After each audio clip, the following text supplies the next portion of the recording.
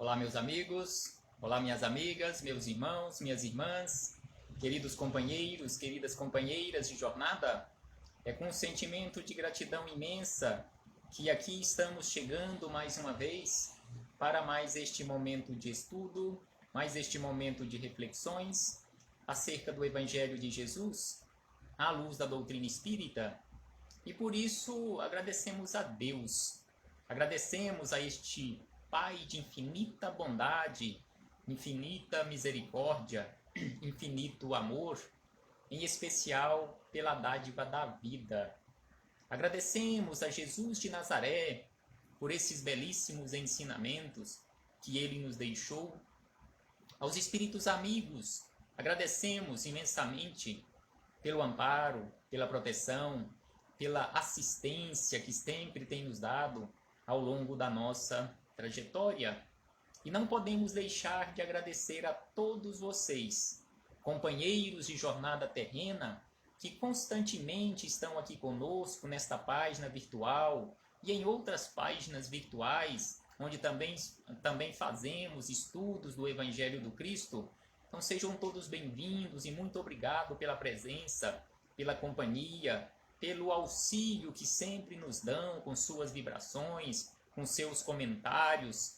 Então hoje aqui nos encontramos para estudarmos mais um capítulo do livro Palavras de Vida Eterna, de autoria do Espírito Emmanuel, através da mediunidade de Chico Xavier. E hoje, o capítulo que usaremos como base para as nossas reflexões é o capítulo de número 8, que tem como título Vida e Posse. Então aqui Emmanuel nos traz belíssimas reflexões acerca da vida e acerca da posse. De que forma nós estamos vivendo a nossa vida? De que forma nós estamos administrando as nossas posses? Vamos colocar essas nossas até entre aspas, porque na verdade, o que é nosso? Porque na maioria das vezes, aquilo que nós classificamos como sendo nosso, como sendo meu, na verdade não é meu, não é seu, não é nosso. É apenas um empréstimo divino que provisoriamente estamos na condição de administradores precários, na condição de usufrutuários. Então, estas são reflexões que Emmanuel nos traz neste capítulo. Mas antes de começarmos aqui nas palavras de Emmanuel, faremos uma leitura, enquanto outros companheiros vão chegando e se conectando aqui conosco, faremos a nossa leitura costumeira para o início das nossas reflexões, uma mensagem do livro Pai, Perdoa-lhes, de autoria de Carlos Bacelli, através do espírito Irmão José.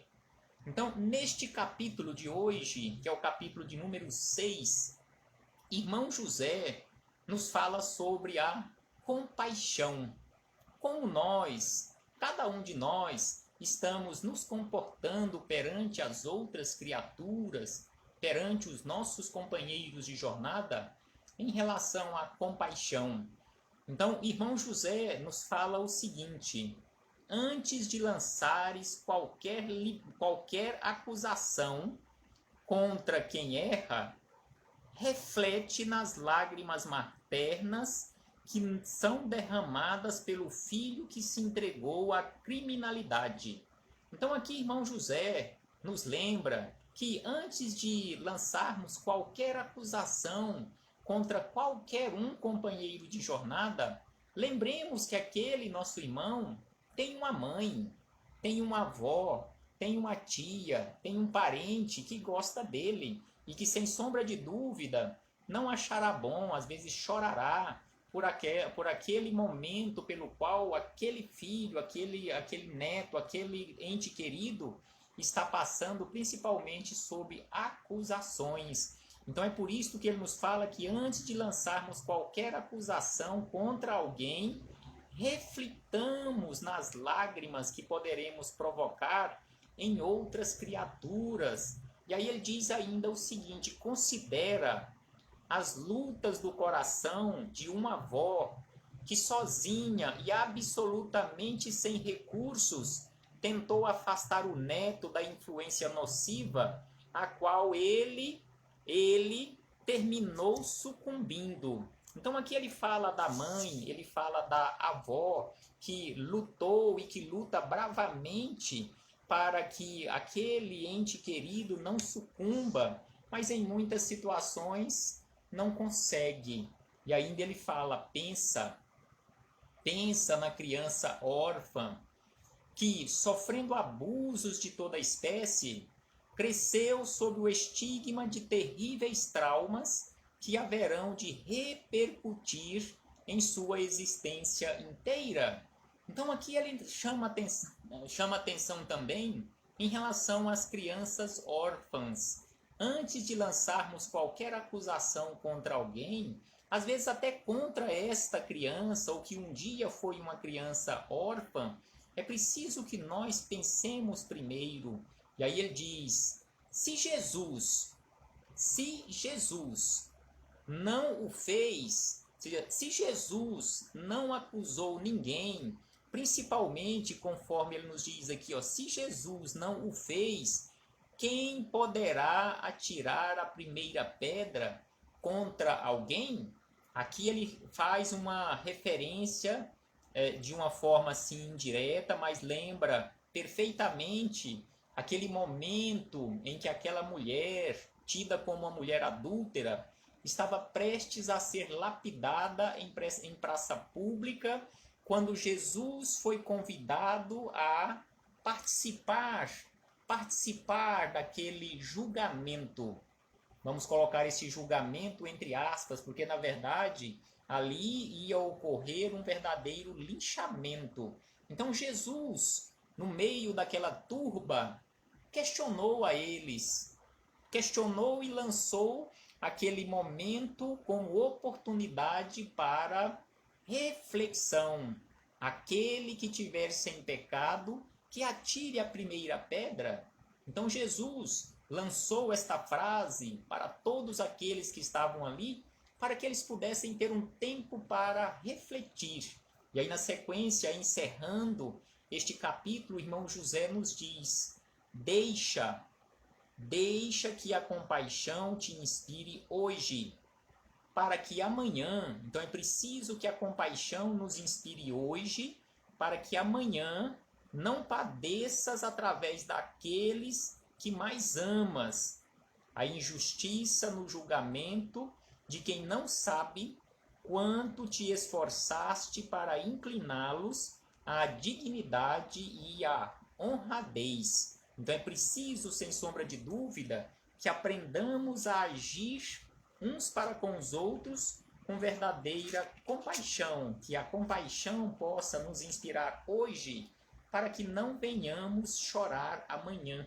E aqui fechamos este parêntese com o irmão José e iniciamos as palavras de Emmanuel, neste capítulo 8 do livro Palavras de Vida Eterna, Vida e Posse, que ele, Emmanuel, tece reflexões exatamente com base nesta frase de Jesus. Não é a vida mais que o alimento?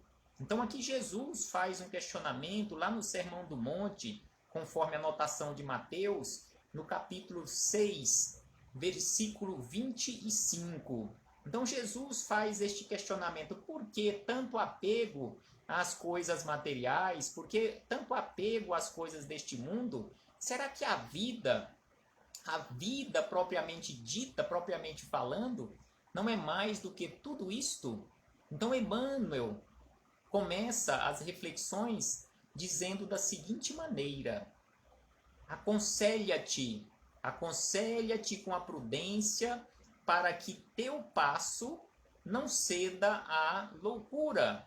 Então aqui ele nos chama a atenção que é preciso que constantemente nós caminhemos aqui na vida com prudência para que o nosso passo não ceda à loucura. E ele acrescenta, há milhares de pessoas que efetuam a romagem carnal amontoando posses exteriores à gana de ilusória evidência. Então aqui ele nos fala que há milhares e milhares de pessoas, conforme nós sabemos, que amontoam posses exteriores, posses materiais, simplesmente com aquela ilusão da evidência social. E aí ele acrescenta: senhoreiam terras que não cultivam. Por quê? Por que ter posses provisórias de longa e longa extensão de terra improdutiva? Então ele diz que senhoreiam terras que não cultivam, acumulam ouro sem proveito, guardam larga cópia de vestimenta sem qualquer utilidade. Por quê? Entupir armários e mais armários, gavetas e mais gavetas, com vestuários, com peças de roupas que às vezes usamos uma vez e fica lá até, digamos assim, até não ter mais condições de uso, ou guardando para um momento especial, e este momento especial nunca chega, enquanto outros irmãos de jornada estão por aí, às vezes até nus, sem uma peça de roupa ou com roupas em frangalhos. Então Emmanuel nos chama a atenção para isto e sobre isto. E aí ele diz ainda: retém grandes arcas de pão que os vermes devoram. Por que ficar retendo alimentos excessivamente nas nossas despensas, que em muitas situações deixamos perder, as traças devoram, enquanto outros irmãos não têm o mínimo necessário para a sua subsistência, estão passando fome. E ainda nós temos a coragem de dizer que estamos com a consciência tranquila. E aí ele diz ainda: disputam remunerações e vantagens de que não necessitam e imobilizam-se no medo ou no tédio, no capricho maligno ou nas doenças imaginárias, até que a morte lhes reclama a devolução do próprio corpo. Até este corpo que nós estamos utilizando neste momento não é nosso. Este corpo também é um empréstimo divino que um dia nós teremos que devolver. Então, este corpo é a ferramenta. Quem vos fala neste momento não é este corpo físico. Este corpo físico me foi emprestado provisoriamente por Deus para que eu cuide dele da melhor maneira possível, como uma enxada, como uma ferramenta que eu, ser imortal, que estou me expressando neste momento, utilizando esta ferramenta como extensão de uma forma mais materializada deste ser imortal. Então eu preciso administrar da melhor maneira possível este patrimônio, esta ferramenta, cuidar da melhor maneira possível desta ferramenta, usando com sabedoria, usando com dignidade, usando-a para o bem. E ainda nos diz Emmanuel: não esqueças assim a tua condição de usufrutuário no mundo. Então aqui ele nos diz, e é importante até que repitamos, não podemos nos esquecer a nossa condição de simples usufrutuários das coisas que nós temos à nossa disposição aqui no mundo. Estas coisas não são nossas. Deus nos concedeu provisoriamente na condição de usufruto, mas o proprietário é Deus. Assim como nós fazemos aqui na Terra, as pessoas já mais de idade, os pais, por exemplo, quando têm algum patrimônio que querem já transferir para os seus filhos, mas não querem transferir definitivamente, vão até um cartório e faz uma escritura e ficam eles na condição de usufrutuário vitalício. A partir do momento do desencarne, aquela propriedade, aquela posse provisória aqui na Terra passa definitivamente para aquele ou aqueles para quem ele fez aquela escritura e que ele ficou na condição de usufrutuário. Então nós aqui nos encontramos nesta condição como filhos de Deus e já chegamos aqui nesta condição de usufrutuários deste primeiro patrimônio que é o nosso corpo, que Deus nos concede provisoriamente na condição de um usufruto. E aí ele diz ainda, e aprende a conservar no próprio íntimo os valores da grande vida. Então, tudo que fazemos utilizando este patrimônio, todos os patrimônios que Deus coloca à nossa disposição, inclusive a nossa inteligência, isto, sem sombra de dúvida, é o que nós levaremos, o nosso patrimônio na condição de valores da grande vida. O que nós estamos acumulando no nosso íntimo, no nosso coração? Estamos acumulando coisas boas ou coisas que não são tão boas, coisas desequilibradas e desequilibrantes que irão nos prejudicar em existências a fios pela vida fora? E ainda Emmanuel nos diz o seguinte: vale-te dos bens passageiros para estender o bem eterno. Então nós precisamos usar esses bens passageiros que nós temos à nossa disposição aqui na Terra para construirmos em nós, no nosso íntimo, os bens eternos, os valores eternos no nosso íntimo, os valores que são constituídos através do amor, da justiça, da caridade, da misericórdia, e assim sucessivamente. Aproveita os obstáculos para incorporar a riqueza da experiência. Então aqui ele nos chama a atenção que naqueles momentos em que aparecem na nossa vida os chamados obstáculos, e que em muitas situações, ou na maioria das situações, nós reclamamos, até blasfemamos contra Deus em relação a esses obstáculos, nós precisamos aproveitar aquele momento como oportunidade, ter a sabedoria de aproveitar aquela oportunidade para incorporarmos a riqueza da experiência. E aí ele acrescenta ainda: não retenhas recursos externos de que não careças.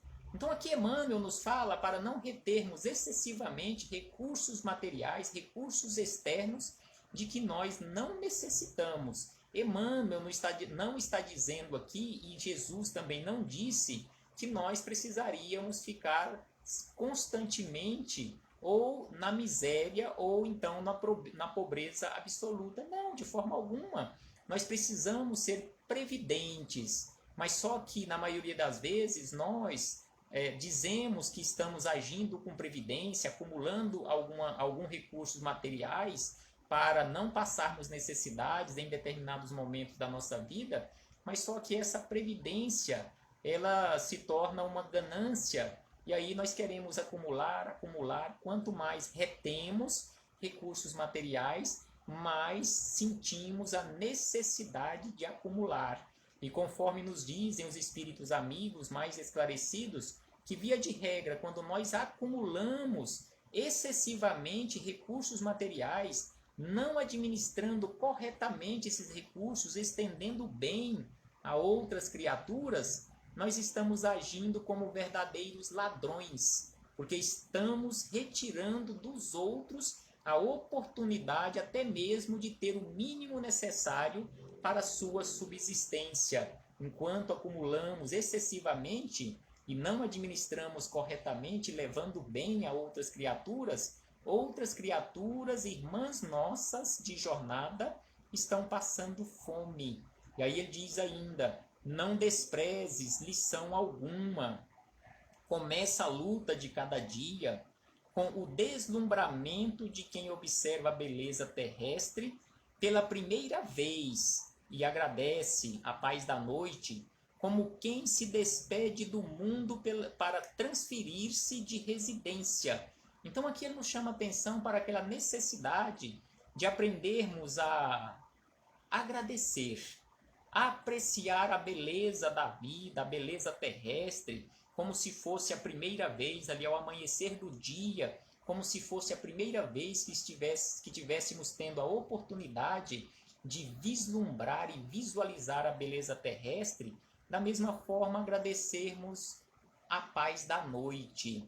E aí ele diz ainda para encerrar: ama. Ama pela glória de amar. Serve sem prender-te. Então aqui ele fala para aprendermos a amar simplesmente pela glória de amar, servir sem prender a ninguém e sem prender ninguém.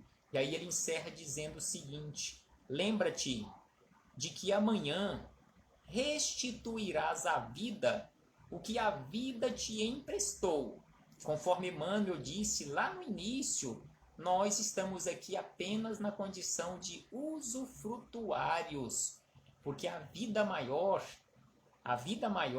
simplesmente nos emprestou e um dia nós teremos que restituir estes bens que não são nossos e precisamos restituir esses bens da melhor maneira possível, em nome de Deus, e que os tesouros de teu espírito serão apenas aqueles que houverdes amealhado em ti próprio, no campo da educação e das boas obras. Então aqui prestemos atenção como Emmanuel encerra dizendo que o único bem que nós verdadeiramente teremos a posse definitiva são aqueles no campo da educação e também no campo das boas obras. Estes são nossos, estes são perenes, estes são definitivos. Que possamos refletir sobre isto, meus irmãos, e que possamos não simplesmente ficarmos nas reflexões, mas que possamos verdadeiramente nos esforçarmos conforme Jesus nos orienta e colocarmos mãos à obra, utilizando da melhor maneira possível o patrimônio que nós conhecemos com o nome de tempo, administrando da melhor maneira possível os patrimônios que Deus colocou à nossa disposição para administrarmos, naquela condição de administradores e na condição de usufrutuários desses bens. Paz aos nossos corações e muito obrigado de coração pela presença de todos aqui nesta página virtual e muito obrigado a todos aqueles companheiros que porventura passaram rapidamente por esta página, por este grupo e não puderam ficar até o fim das reflexões, mas agradecemos mesmo assim. E agradecemos já a todos aqueles que terão acesso a este material por causa e devido aos compartilhamentos. Gratidão a todos, recebam o meu abraço fraternal e de incomensurável gratidão. Jesus conosco sempre e que possamos nos esforçar constantemente para estarmos com Jesus. Até breve, meus irmãos.